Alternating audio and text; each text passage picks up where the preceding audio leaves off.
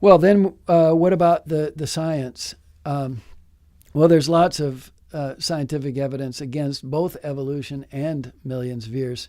In terms of evolution, everything that we know about fossils and natural selection and mutation, our study of living creatures, what we see is that creatures reproduce after their kind, as Genesis 1 says. One kind doesn't change into another. I was up in Michigan a few years ago speaking, and I stayed in the home of one of the families from the church, and they had 4 cats and a dog, but they didn't have any dats or cogs. They both have fur, they both have 4 legs, both have a tail and a head, but they're different kinds. And so what we see is we see variation within a kind, just like in mankind. We see so much variety of hair color, eye color, skin color, facial features in human people, but it's all mankind, all descended from Adam and Eve.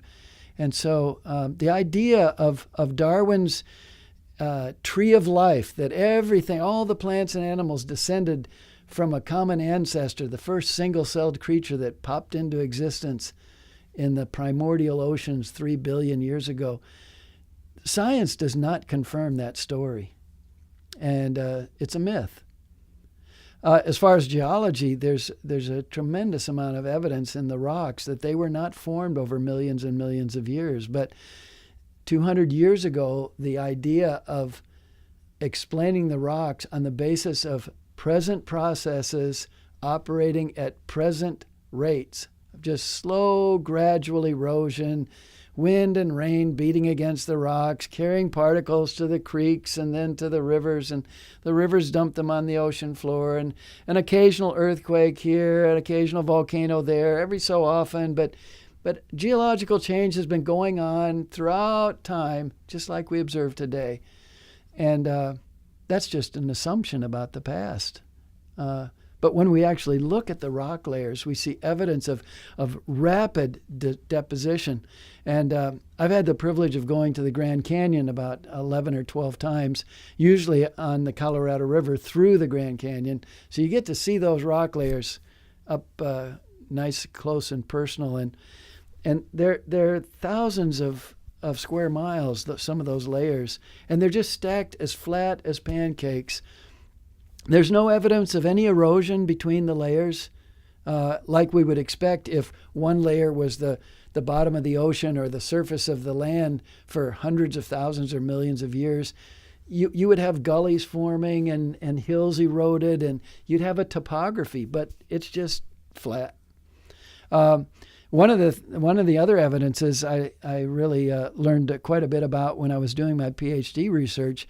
Back in the early 19th century, they found these trees. They're now called polystrate fossils, and they went through more than one layer of rocks. And one of the most famous ones actually is in a quarry in Scotland, and the tree was found in 1826. And the tree was at an angle about a 45, 60-degree angle, and you can see it in the drawing. It's going through different layers of rock. Nobody would think that tree, and it didn't have any branches or roots, just stood there in the forest for hundreds of thousands of years, waiting to be slowly covered up. It was buried rapidly, and so those are strong evidences. Another evidence that's easy to see all over the world, we see bent rocks. Now, you can bend a hard rock under high pressure and temperature, but it metamorphoses the rock. It changes the crystalline structure of the rock as you go through the bend. But as those bends have been studied carefully, there's no change in the crystalline structure of the rock as they go through those bends. And in the Grand Canyon, you have the whole pile of a mile deep. It's all bent the same way. It's like a stack of pancakes that just slid off the side of the plate. So it speaks of those layers of sediments of sand and silt and clay and lime were soft and wet when the earth moved to cause the folding. You know, I like to call the Bible the eyewitness testimony of the Creator. And a lot of people object and they say, well, there wasn't anybody there during creation week. God was. In fact, one of the phrases that appears in that chapter, I think 7 times, was, and God saw. So God saw, and then he told Adam what happened until Adam was created. And then Adam certainly was there to see that he was naming animals, and he could tell his wife about that. And he fell asleep, and he saw Eve when he woke up. And so from Genesis 2 on, you have human eyewitnesses of all those events. But God was the eyewitness, and he is giving us the true account of history. And we use that then to interpret the scientific observations to reconstruct the past.